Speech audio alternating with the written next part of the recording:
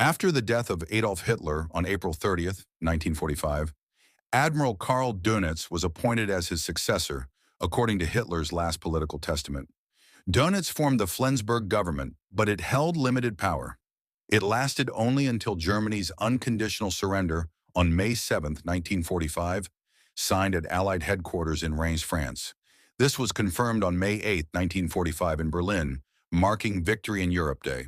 Thereafter, Germany underwent significant geopolitical changes that reshaped its future. The country was divided into four occupation zones controlled by the United States, the United Kingdom, the Soviet Union, and France. Berlin, although entirely within the Soviet zone, was similarly split into four sectors. This division laid the groundwork for the Cold War as ideological differences between the Western Allies and the Soviet Union intensified. In 1949, these tensions led to the establishment of two separate German states: West Germany, aligned with Western democracies, and East Germany, under communist Soviet influence. One of the first major incidents was the Berlin blockade in 1948, when the Soviet Union attempted to force the Western Allies out of Berlin by cutting off all rail, road, and canal access to the city. In response, the Allies organized the Berlin Airlift, a massive operation that flew in food, fuel, and supplies to the people of West Berlin, lasting nearly a year and symbolizing the resilience of the Western Bloc. As Cold War tensions escalated, East Germany became increasingly oppressive under Soviet influence, leading to the infamous construction of the Berlin Wall in 1961. This concrete barrier split families and symbolized the stark divide between East and West. The wall became a deadly obstacle for those attempting to flee the repressive East German regime, with many stories of daring escapes and tragic failures becoming etched into the period's history. Notably, in 1963, U.S. President John F. Kennedy made his iconic Ich bin ein Berliner speech at the Berlin Wall, expressing solidarity with the citizens of West Berlin and reinforcing Western commitment to freedom and democracy.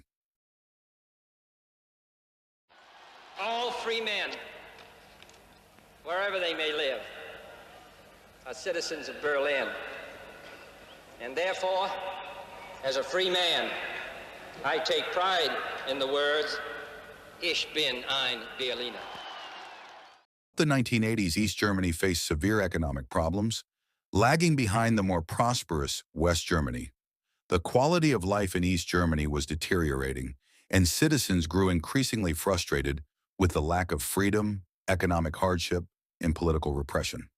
Under Mikhail Gorbachev, the Soviet Union introduced policies of glasnost and perestroika, encouraging more transparency and economic reform.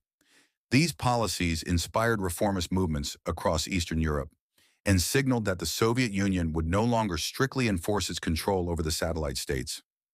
By 1989, peaceful protests, such as the Leipzig demonstrations, were gaining momentum, with thousands of East Germans demanding political reform and the easing of restrictions.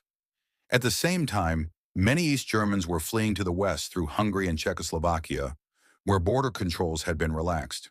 Throughout 1989, communist regimes across Eastern Europe were collapsing. In Poland, free elections were held, and in Hungary, the Iron Curtain was being dismantled. These changes weakened the East German government's position and emboldened the population. The immediate trigger for the Berlin Wall's fall was a press conference on November 9, 1989, by Günter Schabowski, a senior East German official. When asked about new travel regulations, Schabowski mistakenly stated that East Germans could cross the border immediately, though the policy was meant to take effect the next day and still required proper procedures. His vague and confused announcement led to crowds gathering at the Berlin Wall's checkpoints. As thousands of East Berliners surged to the border crossings, demanding passage to West Berlin, the overwhelmed and unprepared border guards, without clear orders, decided to open the gates. This decision allowed people from both sides to flood the checkpoints, leading to the spontaneous and jubilant dismantling of the wall by the citizens themselves. These events not only shaped Germany's path to reunification in 1990, but also signaled the end of the Cold War, marking a significant shift in global geopolitics. The period between Hitler's death and the fall of the Berlin Wall was punctuated by remarkable incidents that have left a lasting legacy on Germany and the world.